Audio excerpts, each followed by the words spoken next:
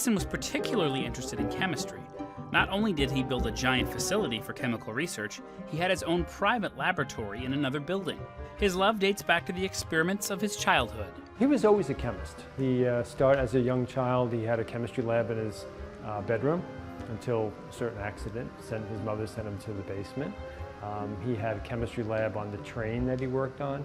So he always valued chemistry in many, many different forms.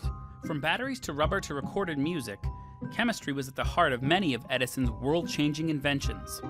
His phonograph records evolved from an etching on tinfoil to wax cylinders. He experimented with many different kinds of waxes and eventually came up with a number of very hard waxes, black waxes, as well as a blue amberol wax that he eventually commercialized a number of cylinders with.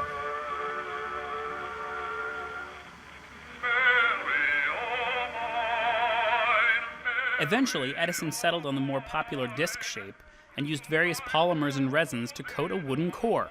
These records were easily mass-produced and highly durable, which was particularly useful for the portable phonographs sold by the Edison Company.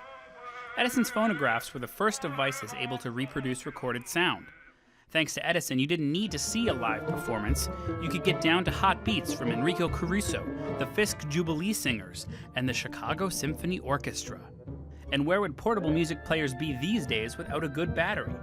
Guess who helped usher in the modern battery? In 1900, Edison set out to produce an alternative to the batteries of the day.